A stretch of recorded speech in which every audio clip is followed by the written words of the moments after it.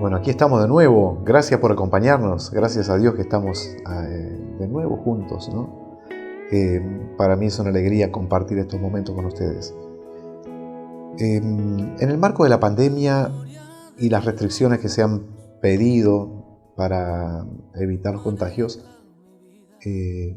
también se nos ha restringido la participación presencial en los templos para la Santa Misa especialmente. Y bueno, cantidad de sacerdotes, obispos y hasta el mismo Papa hemos empezado a transmitir con mayor frecuencia las actividades dentro del templo, las misas o los sacramentos, ¿no?, en general, transmitidos por las redes, ¿no? Pero bueno, esto no reemplaza, no compensa, no nos alcanza, no nos alcanza. Nuestra vida cristiana está marcada por la vida comunitaria. Nuestra fe la vivimos de manera comunitaria. A mí me dicen padre. Y como lo he dicho muchas veces, es un gozo inmenso para un hombre que ha entregado su vida por su pueblo que le digan padre, ¿no? Y esa relación de familia que tenemos en nuestras comunidades parroquiales ha sido, realmente probada, ¿no?, por las circunstancias que estamos viviendo, ¿no?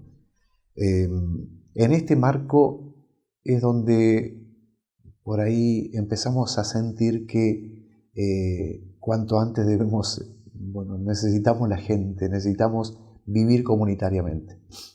En este contexto digo, el cardenal Sara, que es prefecto de la Sagrada Congregación para el Culto Divino y la Disciplina de los Sacramentos en el Vaticano, ha elevado una carta a todos los obispos por medio de las conferencias episcopales en el mundo respecto a esta cuestión de la Eucaristía y cómo vivir la Eucaristía en estos momentos. Le ha titulado a su carta "Volvamos con alegría a la Eucaristía". El Papa Francisco firmó esta carta el 3 de septiembre pasado y ha sido elevada a todas las conferencias episcopales, como les decía.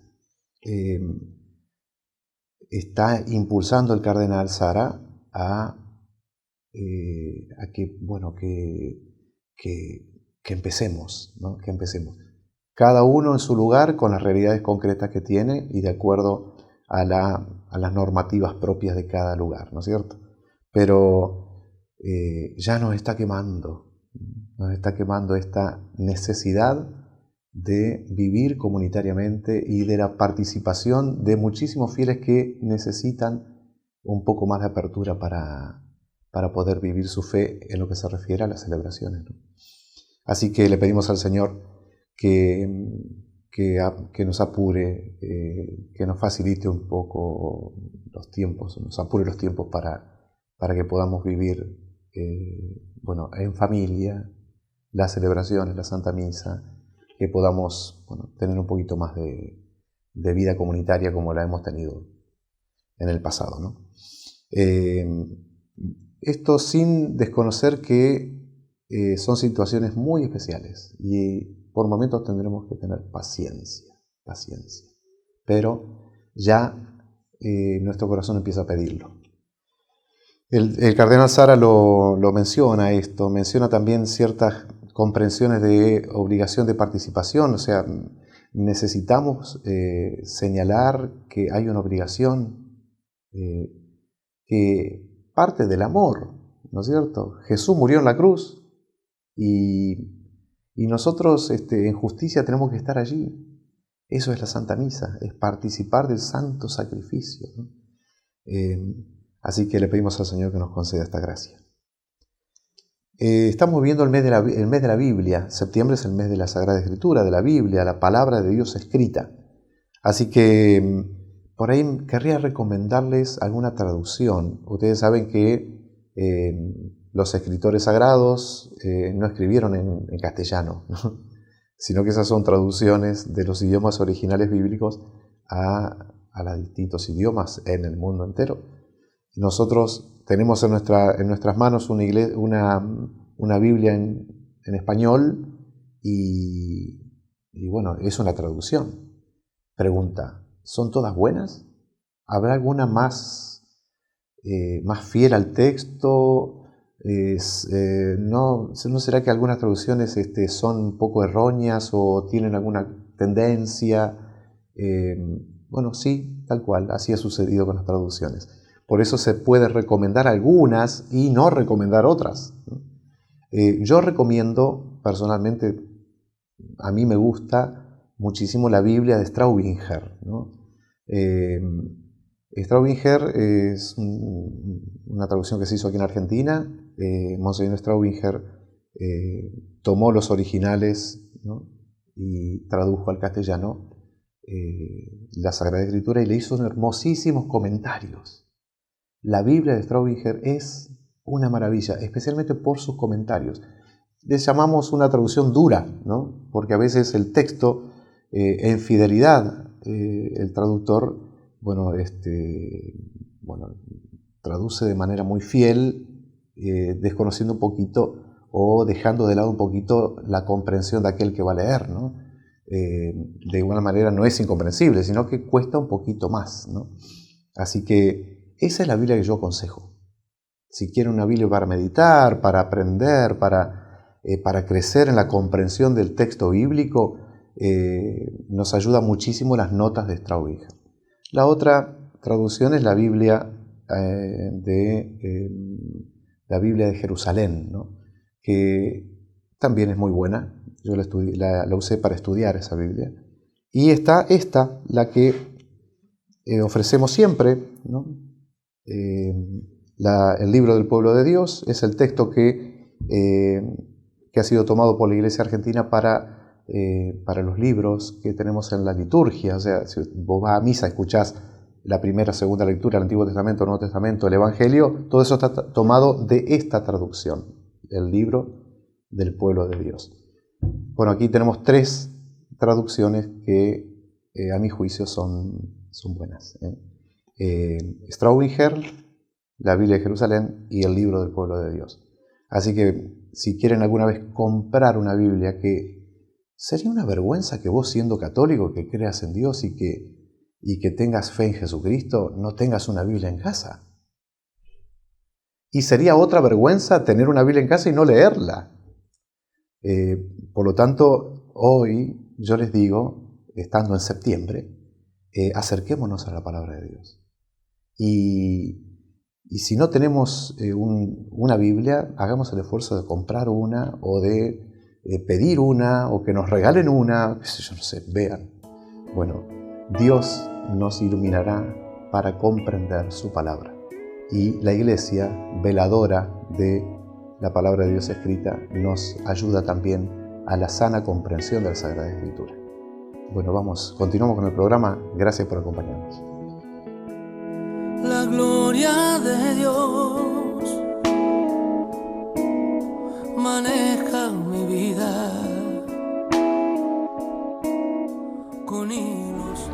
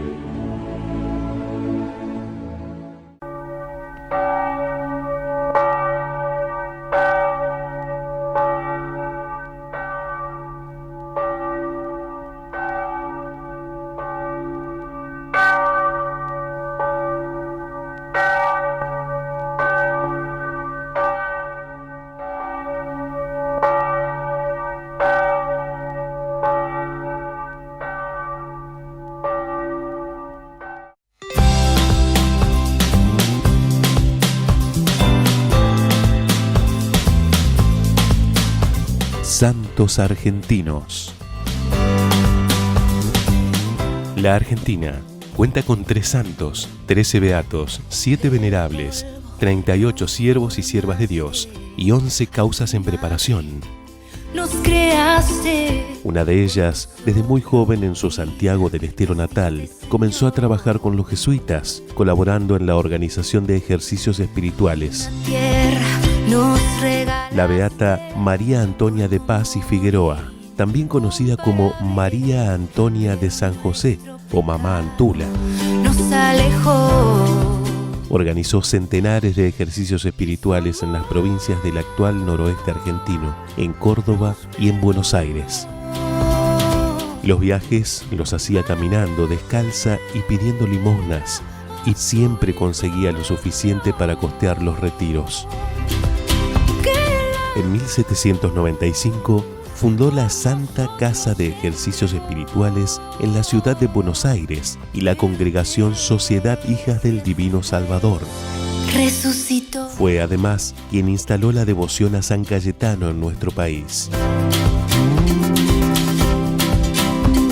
Dios y Padre nuestro, a tu sierva María Antonia de San José le diste el don de una fe viva para convertir los corazones y el de una esperanza firme para no desanimarse en las dificultades.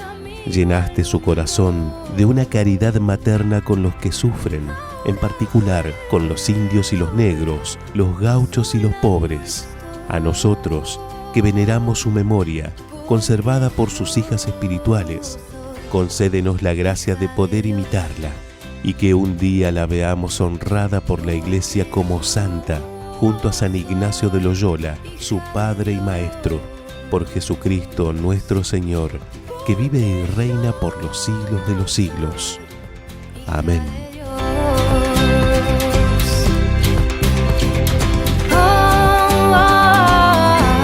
Soy hija de Dios. Mamá Antula, ruega por nosotros.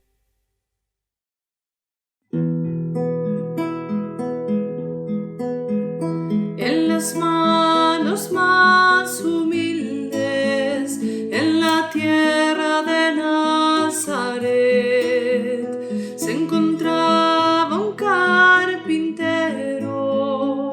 tallando tu amor y fe. Por ser fiel a tu promesa, elegiste a San José como padre y custodio de Jesús de Nazaret, fiel padre de los humildes, carpintero de Nazaret.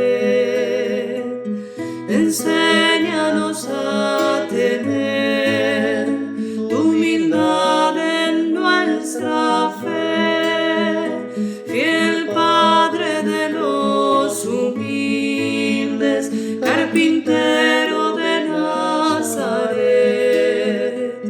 Enséñanos a tener tu confianza en nuestra fe.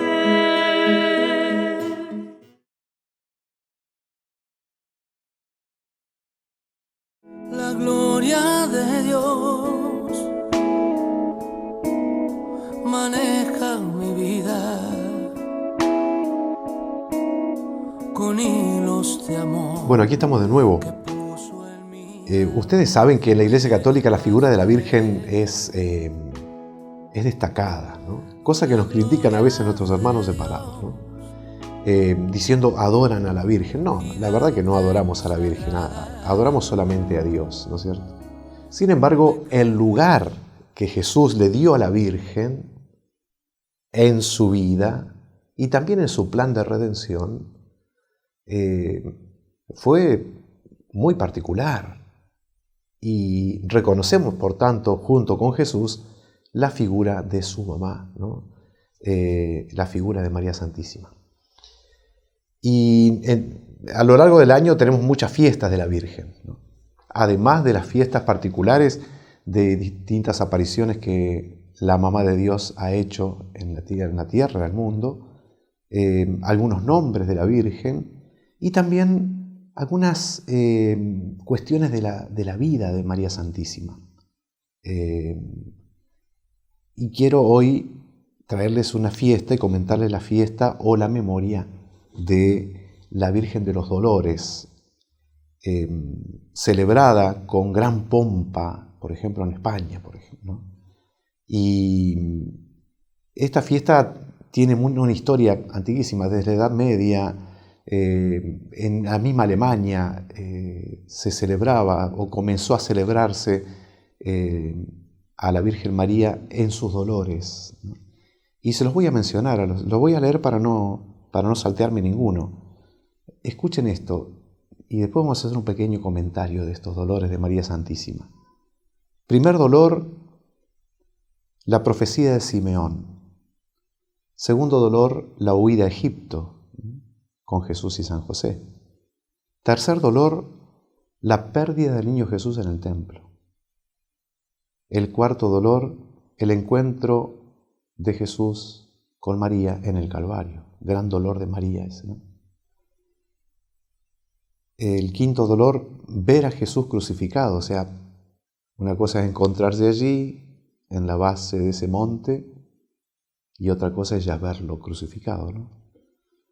Sexto dolor, recibir a Jesús muerto, bajando de la cruz, expuesto en brazos de María Santísima. Y el séptimo dolor, el entierro de Jesús, cuando se lo llevó al sepulcro, ¿no?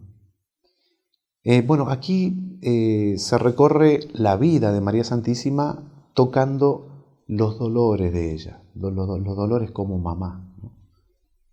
Y quiero hacer un pequeño comentario a cada uno de ellos. Pensemos en la profecía de Simeón. Ustedes recordarán que Jesús fue llevado al templo al octavo día para la circuncisión, ¿se entiende? Como buen judío. Y también se aprovechaba allí para hacer la presentación, ¿no? Llevaron en este caso 2 palomitas para hacer el rescate del primogénito. Y en ese momento, cuando ellos llegan al templo, Jesús con 8 días de nacido, San José y la Virgen felices, ¿no?, entrando al templo, cumpliendo con la ley, se les aparece, no, lo saluda un anciano en el templo. Era un profeta, ¿no? Y empieza a decir cosas maravillosas. Dice, felices mis ojos, de alguna manera, dice, ¿no? Me puede dejar ya morir, le dice a Dios, porque mis ojos han visto la salvación. Y empieza a hablar de ese niño y dice que iba a ser piedra de tropiezo, ¿no?, que iba a ser escándalo de alguna manera para muchos. Y en un momento este anciano Simeón la mira a la Virgen y le dice, y a ti una espada de dolor te atravesará el corazón. Esta profecía se cumpliría 30 y pico de años después, ¿no es cierto?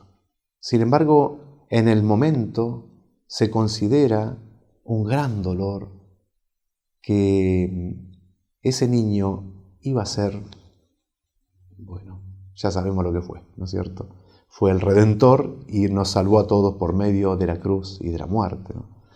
Bueno, esto se le anunció a los 8 días y el anciano Simeón en la cara de la Virgen de San José les dice lo que iba a suceder. Primer dolor ese, ¿no? Segundo dolor, la huida a Egipto. La huida a Egipto. La huida a Egipto es un misterio muy grande, porque es este Jesús que molesta a los poderes y a los diagramas de poder del mundo. Es este Jesús que de alguna manera no es amado por los esquemas de poder, por las formas en las cuales se lleva la autoridad.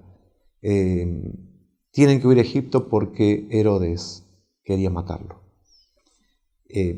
Podemos imaginar lo que es llegar a un país, ¿no?, donde se llega de repente. Fueron, podemos decir, como refugiados allí en Egipto y estuvo 2 años. Estaba profetizado esto, ¿no? Desde Egipto llamé a mi hijo, ¿no? Y podemos pensar que Jesús, siendo un niño de brazos, un bebé, ya tiene que sufrir el rechazo de alguna manera. De alguna manera no, un rechazo terrible. Tercer dolor, la pérdida del niño Jesús en el templo. Esto lo tenemos en el Rosario también, algunos están en los misterios del Rosario. Jesús tenía más o menos aquí 12 años, ¿no? Fue llevado al templo junto con todos los de la gran familia. Podemos imaginar una gran caravana que llega a Jerusalén desde Nazaret. Allí se pasan un par de días, se cumplen con la ley, la presentación de las ofrendas, los sacrificios, etc. Una fiesta realmente, con todo lo que tiene una fiesta. Y lo que habrá sido una fiesta, o esa fiesta, como lo es para cualquier niño. Jesús, niño, aunque ya mayorcito, 12 años, vive esta Pascua, ¿no?, de una manera espectacular. Termina la fiesta, termina la Pascua, tiene que volver a casa, y en este contexto de caravana y de familia, el niño tiene que haber ido con otros, o con sus primos, o con sus familiares, o quién sabe con quién, separados de manera circunstancial de papá y mamá, ¿no?, de Jesús, de San José y de María. Y cuando llega la noche ya habían tranqueado un día entero, ¿no? Jesús no está. Jesús había quedado en Jerusalén sin avisarles. ¿Se imaginan ustedes eso? Las mamás pueden entender lo que es perder, aunque sea por una fracción de segundo, a su hijo. En un momento mirás que no está, ¿y a dónde está? Se volvieron a Jerusalén, anduvieron un día entero buscándolo. Podemos tomar cuenta entonces que habían tranqueado un día, volvieron otro día más y estuvieron un día buscándolo en Jerusalén. ¡Qué angustia, Dios mío! ¡Qué angustia! Esto, meterse en el corazón de María en alguno de estos dolores, y particularmente en este dolor, es la pérdida del niño. La pérdida del niño. Dios me ha encomendado algo, Dios me ha dado un hijo y ahora lo he perdido. Se lo encuentran en el templo hablando con los doctores de la ley. Estaba dialogando con ellos, le preguntaba, respondía. Estaban sorprendidos por las respuestas, evidentemente. Y San José y María llegan hasta él y la Virgen María le dice: ¿por qué nos hiciste esto? Hace 3 días que estamos buscando, angustiados, buscándote. La respuesta de Jesús: ¿no sabían que yo debo ocuparme de las cosas de mi Padre? Hay allí un gran dolor de María, no solamente por la pérdida, sino también porque, como toda mamá y todo papá, notan que cada hijo debe seguir su camino, ¿no? Debe seguir su camino. Y el camino de Jesús estaba bien marcado. La Virgen lo sabía, San José también. Pero caer en la cuenta de esto y verlo y sentirlo realmente ha sido un gran dolor. Cuarto dolor. El cuarto dolor es el encuentro de Jesús con María en el camino al Calvario. Esto, si lo quieren ver de manera gráfica, está en escenas crudísimas y muy bellas en la película La Pasión de Mel Gibson, cuando se encuentra Jesús destrozado, sangrante, con la cruz en sus hombros, y se encuentra con su mamá. Este encuentro es realmente doloroso y casi está puesto para contemplarlo. Lo que habrán sentido estos dos corazones, ¿no es cierto? Jesús y la Virgen sufriendo de una manera casi total. Este encuentro tiene que haber sido también la muestra de parte de la mamá de parte de la Madre, de parte de María, la muestra de que aquí estoy junto a ti. Habrá sido de gran consuelo también para Jesús, ¿no es así? Quinto dolor, ver a Jesús crucificado. A las 3 de la tarde Jesús murió, estuvo más o menos 3 horas crucificado, tiene que haber sido crucificado aproximadamente a la 1, al mediodía, ¿no? Y la contemplación de ese espectáculo tan truculento, terrible, en los ojos de María, tiene que haber sido, de profundo dolor, ¿no? Algunos hasta dicen, si la Virgen si no se murió allí fue por milagro. Fue un milagro, realmente. Porque lo que estaba contemplando era el fruto de su vientre, ¿no? Su hijo, a quien había amamantado, a quien había criado, a quien había acompañado en el crecimiento en todos los aspectos, por quien había sufrido, y lo veía ahí ya terminando su vida y su misión, clavado en una cruz. Moría Jesús clavado en la cruz y el corazón de María, su mamá, moría a los pies de la cruz casi, ¿no? Sexto dolor. Recibió el cuerpo muerto de su hijo Jesús. Lo bajaron de la cruz. Nicodemo y José de Arimatea tienen que haber andado allí, con San Juan seguramente. Bajaron el cuerpo muerto de Cristo y se nos muestra allí esa hermosa imagen que ha sido reproducida por artistas, cantidad. La más famosa, La Piedad, ¿no?, de Miguel Ángel. Es esta madre sufriendo la muerte de su hijo, pero con su hijo en brazos. El crucificado ya no está crucificado, sino que está descansando muerto en los brazos de su mamá. Entrar en el corazón de esta madre nos puede enseñar mucho de cómo se deben cargar los dolores, ¿no? El séptimo dolor es el sepulcro. El sepulcro. Yo lo mencionaba en la homilía del día martes pasado, que en la sábana santa han descubierto en los tobillos, en los pies, tobillos, pies de Jesús, las marcas de unos dedos, ¿no? Y se han dado cuenta que son dedos pequeños, ¿no? Son de una mano pequeña. Y bueno, han dicho que evidentemente eran manos de mujer, ¿no?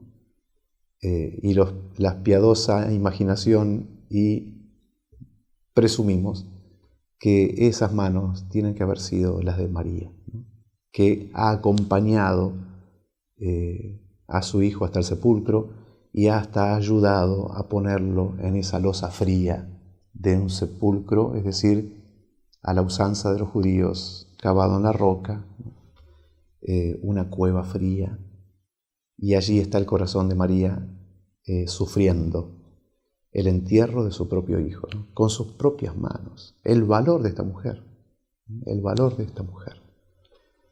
Así que, bueno, hemos querido repasar los 7 dolores de la Virgen María. Lejos de adorar a María Santísima, como le decía al principio, nosotros le tenemos un gran amor, un gran cariño, pidiéndole a Jesús que nos haga amar y respetar y hasta alabar a María Santísima como Él seguramente lo ha hecho. No queremos más que eso. Por eso reconocemos a María Santísima un gran ejemplo de cómo se debe vivir el cristianismo. Y nosotros, nuestra fe católica, siempre la cotejamos, y nuestra vida católica, nuestras obras la cotejamos con María Santísima. ¿Cómo habrá hecho María? ¿Cómo habrá hecho la Virgen María? ¿Habrá hablado? ¿Habrá callado? En una circunstancia similar a esta, en mi vida cotidiana, ¿qué habrá hecho ella? Y hoy queríamos meditar los 7 dolores de María Santísima también para que nos enseñe a sufrir un poco, ¿no es cierto? Sufrir vamos a tener que sufrir, descartalo. Pero habría que ver cómo. Bueno, tenemos un gran modelo. La Virgen María en sus 7 dolores son como luces que se nos van encendiendo para iluminar nuestro propio dolor. Dios nos conceda, perseverar, no abandonar la cruz, ser buenos discípulos de Jesús, que nos pidió eso, ¿no? Que carguemos nuestra cruz. Y como gran modelo la tenemos a María Santísima, en su corazón traspasado de dolor. La gloria de Dios maneja mi vida con hilos de amor que puso en mi alma, me lleva hasta Él. FM Rex. Desde la ciudad de Luján, provincia de Buenos Aires, transmite FM Rex 96.3. Radio afiliada a EWTN, Radio Católica Mundial. FM Rex, una señal que llega al corazón. Regálale a tu amor de pareja una experiencia inolvidable. Porque siempre necesitamos renovar el entusiasmo, el respeto, la alegría, las ilusiones y los sueños que toda relación de pareja precisa para ser feliz.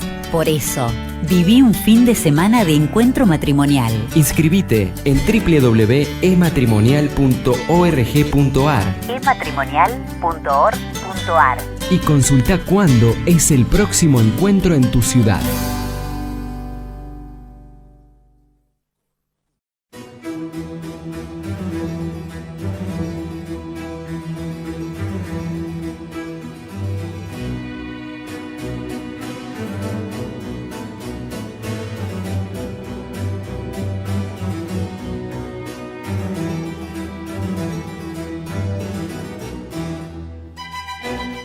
Todo lo que pasa en el espíritu repercute en el cuerpo.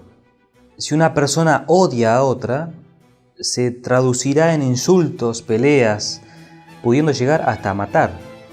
Lo mismo si una persona ama a otra, repercutirá ese amor espiritual en el mundo físico con muchas obras buenas.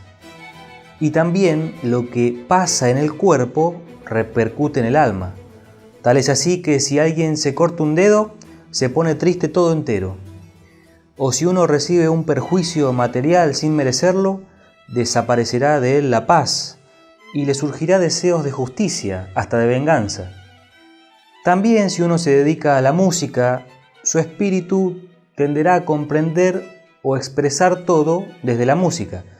Lo mismo pasa con la gimnasia o cualquier otra cosa.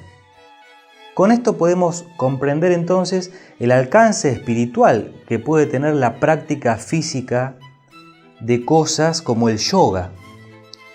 El yoga es un conjunto de técnicas de ascetismo que comprenden ejercicios físicos, gimnásticos, respiratorios, etc., más o menos naturales, complicadas posturas o prácticas de meditación.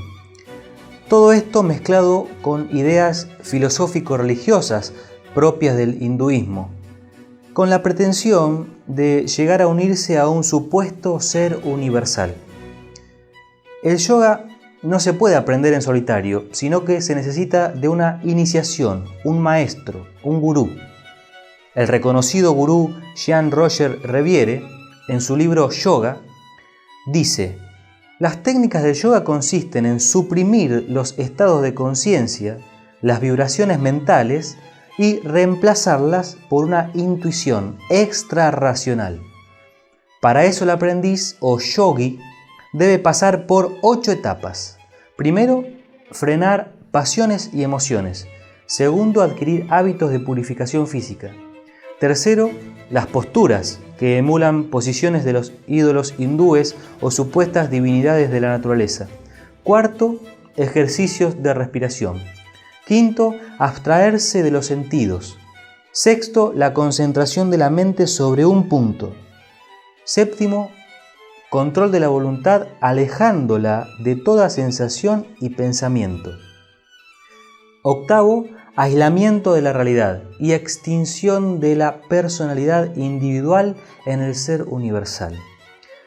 Suele decirse que estas etapas van acompañadas de poderes extraordinarios, como la telepatía. Sin embargo, no hay registros serios de nada parecido, y todos los gurúes de la historia han muerto de igual manera.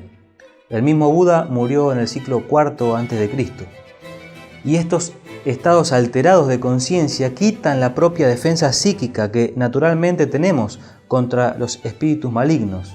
Lo mismo sucede con otras prácticas semejantes como el Reiki. Como es evidente, es casi imposible separar los principios filosóficos del yoga de sus prácticas gimnásticas, ya que de entrada, para llegar a esas prácticas, se pide modificar el modo de pensar. Carlo Rizzo, docente en cátedra de enfermedades nerviosas y mentales de la Universidad de Roma, en su libro 100 problemas de conciencia, dice que para realizar la gimnasia que el yoga enseña en sus primeros pasos, es necesario ser joven y estar exento de enfermedades cardiorrespiratorias o pleuropulmonares. De lo contrario, varios ejercicios resultan dañinos para el organismo.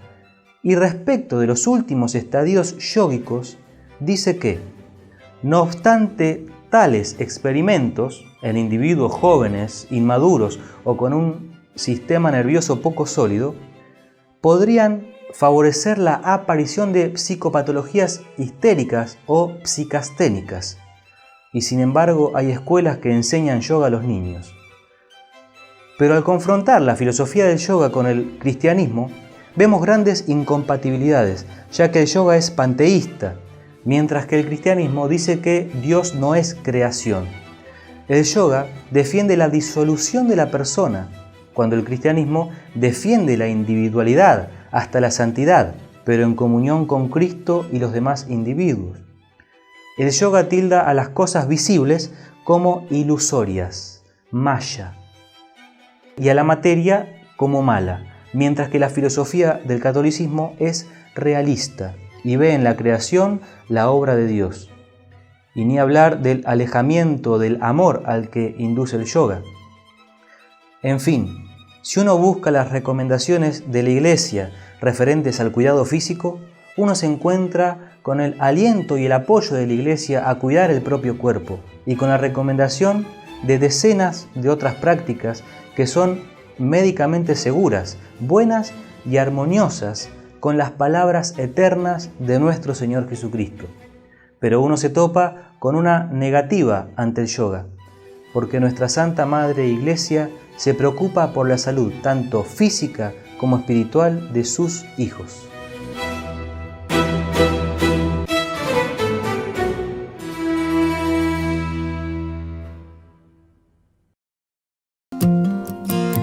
No sé qué pretende o qué se propone. Intento entenderlo tanteando razones, mas algo no dudo, es más que evidente. Estoy tan seguro, es el que me tiene. Bueno, el tema de hoy en el catecismo, junto con estos dibujitos que siempre compartimos con ustedes, es cómo Jesús nos salvó en la cruz. ¿Lo vemos juntos?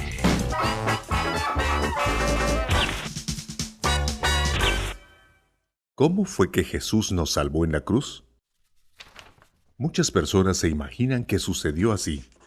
La muerte en la cruz es una gran catástrofe, pero luego, gracias a Dios, la resurrección pone todo en su lugar de nuevo. Uf, eso estuvo cerca. Jesús conquistó a la muerte. Pero así no es como funciona la salvación. La salvación toma lugar en la cruz. La cruz es el símbolo de la redención. Entonces, ¿qué pasó en la cruz? Con estas dimensiones podemos considerar la representación justa y correcta de la relación entre Dios y el hombre. Con el pecado, todo se desequilibra. ¿Y qué fue lo que dijimos que era el pecado? Es la ausencia de algo que debería estar allí. Injusticia es la falta de justicia. Los celos son la falta de generosidad. Y así sucesivamente. El pecado es entonces la falta de algo que tendría que estar allí, y al final es siempre la falta de amor a Dios o a su creación. pues bueno, o mejor dicho, pues malo. Entonces, ¿cómo remediamos la falta de ese algo? Lo remediamos suministrando todo lo que hace falta. Si el pecado es la falta de amor, entonces se compone con las acciones de amor. Bueno, vamos. Nuestro amor humano no parece pesar demasiado para balancear la profunda ingratitud y la falta de amor que encontramos en el pecado. Nuestro amor parece ser muy débil. Es preciso algo más grande y pesado. Requerirá de un amor perfecto. Y el amor de Jesús es exactamente el tipo de amor que se necesita. Él es el Hijo de Dios. Su amor no es como el amor del hombre, sino el amor de la segunda persona de la Santísima Trinidad. Este amor es infinito y se manifiesta en el acto de Cristo entregándose en la cruz. Este amor tiene que pesar en favor y en lugar de todos los pecados de la humanidad de todos los tiempos. Entonces, la cruz no es una derrota. Tampoco es como Martín Lutero, el padre de la Reforma Protestante, lo entendió. Un pararrayos de la ira de Dios que castiga a su propio Hijo por nuestros propios pecados. Dios no tiene que ventilar su ira para que nosotros podamos salvarnos de un justo castigo. No, la cruz es el signo del amor de Dios y exactamente de donde viene el poder de la salvación. El amor perfecto de Dios en la cruz pesa más que todos los pecados de los hombres de todos los tiempos. Así es como funciona la redención. Es así como la montaña de pecados que nos separa de Dios es superada. Es así como somos libres de la desesperanza del pecado. Lo primero es el tema de la cruz. En sí mismo vieron ustedes ahí, el catecismo debe aclarar que la cruz para nosotros no es algo negativo, sino que es el signo del amor de Dios. Cualquier persona se da cuenta que si alguien sufre por mí, el motivo del sufrimiento es el amor, ¿no es cierto? Así que en la cruz nosotros los católicos vemos el signo del amor de Dios. Cuánto nos amó Dios que estuvo, no sé, clavado ahí y murió ahí. Cuánto nos ha amado Dios mismo que ha enviado su propio Hijo Jesucristo como propiciación por nuestros pecados. Es decir, nosotros reconocemos en la cruz lo que vimos, ¿no? Que Jesús nos ha amado, ¿no? Y nos ha salvado por medio de ese amor. Siempre a la cruz hay que completarla con la resurrección. Quedarnos en la cruz sería algo incompleto. El misterio pascual es el paso de la muerte a la vida, por tanto, muerte y vida están unidas en el gran amor de Dios para con nosotros, ¿no? Él ha muerto y ha resucitado para nosotros. Lo otro es que el motivo de la cruz son nuestros pecados. Nosotros de alguna manera hemos arrastrado a Dios con nuestros pecados a morir en la cruz. Y por eso Él cargó sobre sí nuestras culpas, dice el profeta Isaías. Esto nos muestra que la cruz es algo malo en sí mismo, que Dios tuvo que cargar sobre sus hombros para pagar por nosotros una deuda. La ofensa y lo malo del pecado había que pagarlo, ¿no? Y había que pagarlo de manera infinita, y solamente Dios, que es infinito, podía pagar una deuda infinita. Así que nuestros pecados han sido como muertos o matados en la cruz, ¿no? Y eso lo ha hecho el amor de Dios. Así que gracias, Jesús, por entregarte por nosotros en la cruz y darnos también la fuerza de llevar nuestras propias cruces. Eso será motivo de otra charlita. La gloria de Dios, gigante y sagrada.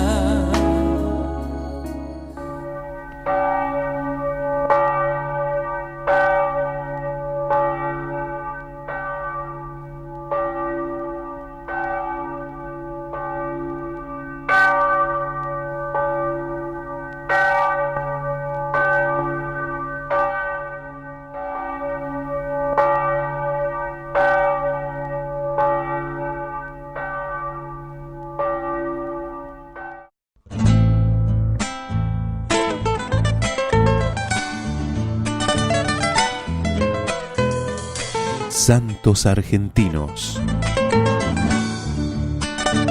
La Argentina cuenta con 3 santos, 13 beatos, 7 venerables, 38 siervos y siervas de Dios y 11 causas en preparación. Uno de ellos nació en Catamarca y a los 5 años comenzó a usar el hábito franciscano que no abandonó en toda su vida. Viene viajando Mamerto, fraile santo misionero. El venerable Fray Mamerto de la Ascensión Esquiú, quien fue sacerdote, maestro de niños, catedrático en el convento y llegó a ser obispo de Córdoba.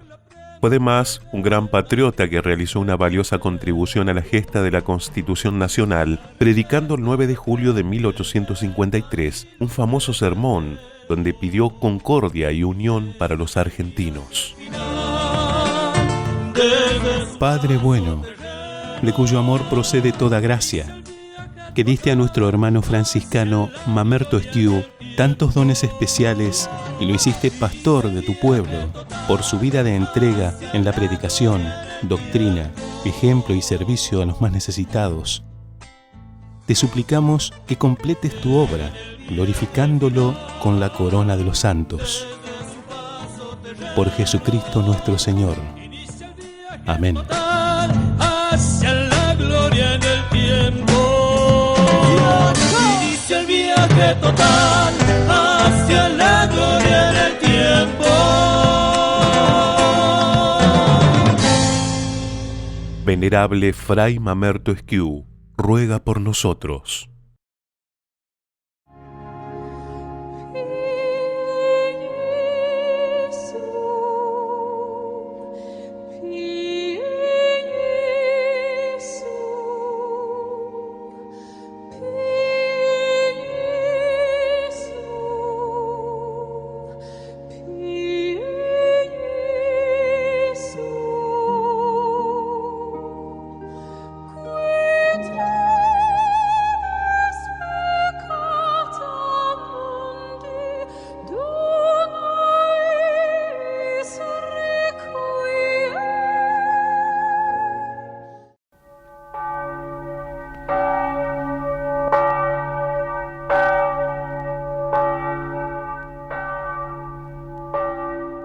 Vossa face, Senhor, resplandeça sobre nós.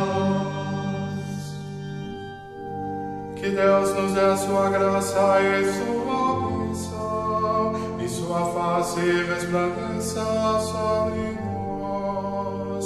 E na terra se conheça o seu caminho e a sua salvação por entre. Bueno, ahora estamos con la Sagrada Escritura, con la Biblia. Vamos a compartir con ustedes el Evangelio que vamos a escuchar este domingo en la Santa Misa. El trocito del Evangelio está tomado de Mateo, San Mateo, el Evangelio de San Mateo, capítulo 19, al final se toma un solo versículo del 19, por tanto 19:30, hasta el capítulo 20, versículo 16. Se los leo entonces.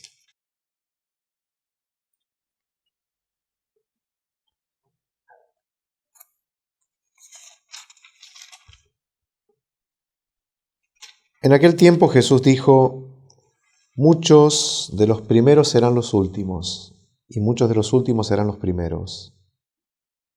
Porque el reino de los cielos se parece a un propietario que salió muy de madrugada a contratar obreros para trabajar en su viña.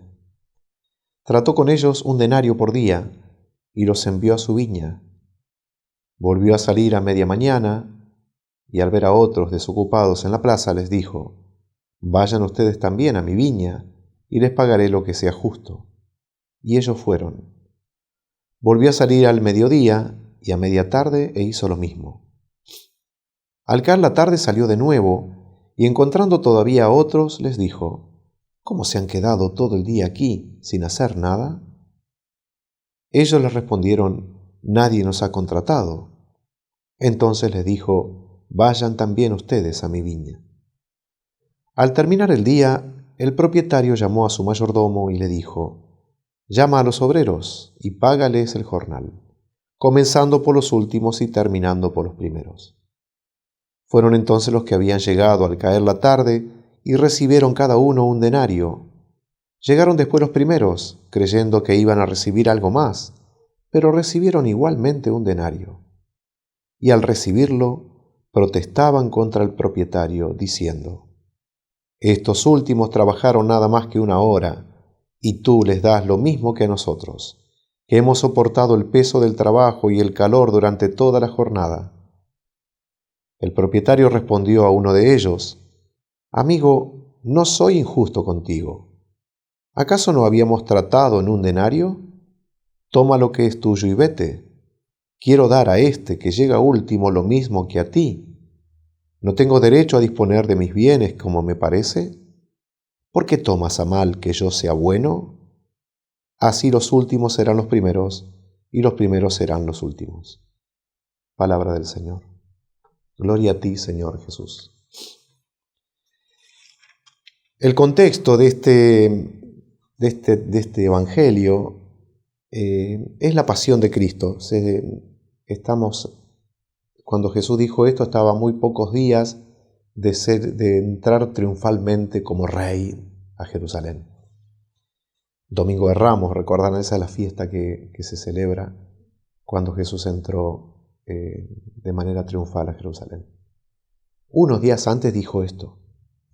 Por lo tanto, está muy cerca de la pasión, y estas palabras tienen un peso muy grande, porque son aquellas últimas palabras, podríamos decir. ¿Y qué quiere decir esto? Bueno, quiere decir que lo que podamos recibir de Dios lo recibimos como un regalo, ¿no? ¿Quién puede esgrimir derechos delante de Dios porque yo hice o yo trabajé más? ¿Qué somos nosotros? La verdad, mirado desde el punto de vista histórico, esto también está dicho para los apóstoles y discípulos que estaban rodeando a Jesús. Y también está dicho para el pueblo judío y para aquellos que fueron los primeros, ¿no es cierto? Fueron los primeros. Y que, bueno, ser primero en el plan de la salvación no indica nada. Hemos tenido la gracia de ser llamados primeros, bueno, bien, pero ¿por qué enojarnos con aquellos que han sido llamados últimos y reciben la misma paga? Es decir, el mismo premio. Todos estamos llamados a vivir junto a Dios en el cielo. Y más allá de los méritos o no méritos que tengamos, Dios es más bueno que todas las elucubraciones que tenemos en nuestra cabeza. Evidentemente, cada cosa será pagada de acuerdo a cada cosa, ¿no? Y Dios será justo, pero ¿será justo a su forma o será justo a nuestra manera? Porque, ¿qué es la justicia para Dios y qué es la justicia para el hombre? Por ahí son cosas un poco distintas, ¿no es cierto? Un poco, digo. Por lo tanto, en este evangelio donde se nos cuenta esta parábola de los obreros de la última hora, no tenemos que desesperar. Los que por ahí tenemos menos cartas, o menos riquezas, o menos obras, lo que sí hay que trabajar duro. No se puede desconocer que estos han sido pagados por el trabajo que hicieron. Sin embargo, el toque de esta parábola es aquella realidad de que Dios es bueno más allá de lo que nosotros podamos hacer o no hacer. Dios es misericordioso, sí. Hay que compensarla con otras parábolas donde el rey pide apretada cuenta de los 5, los 3 o 1 talento que haya dado, ¿no es cierto?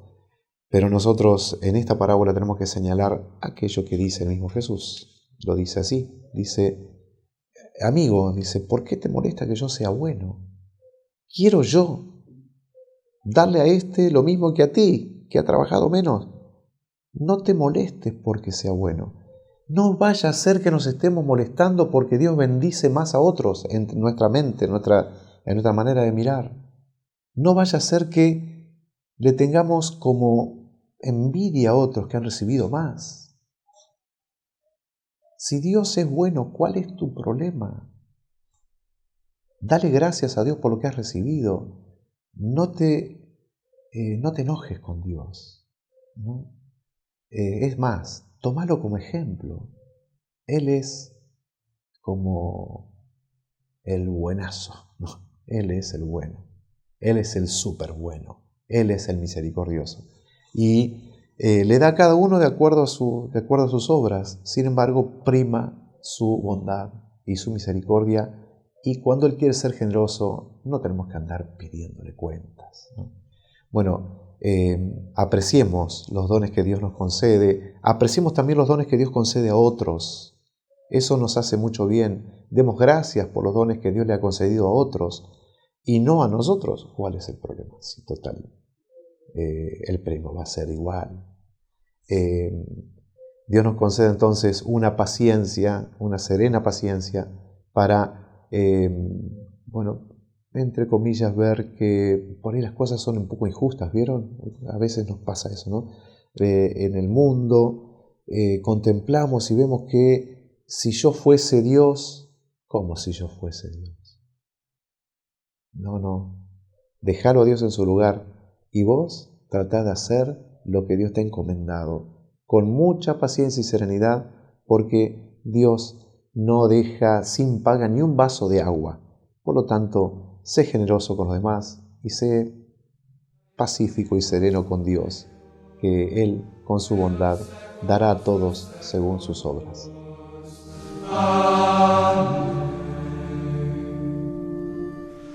Vossa face, Señor, resplandeza sobre nós.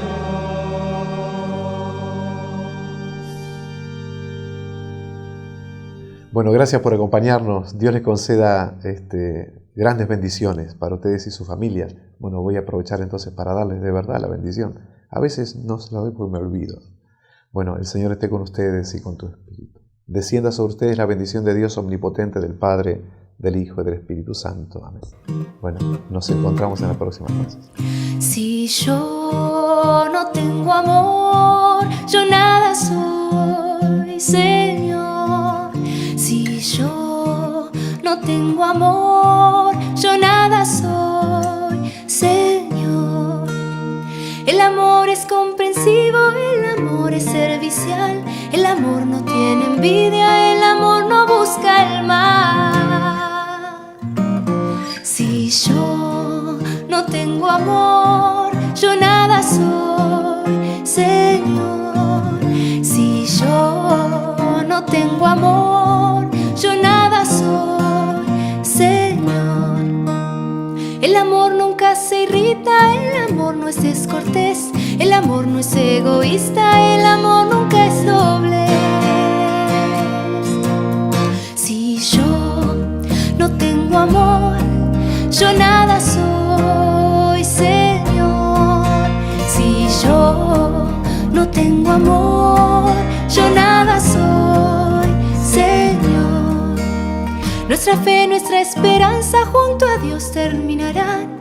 El amor es algo eterno, nunca, nunca pasará. Si yo no tengo amor, yo nada soy, Señor. Si yo no tengo amor, yo nada soy, Señor. Si yo no tengo amor, yo nada soy, Señor. Si yo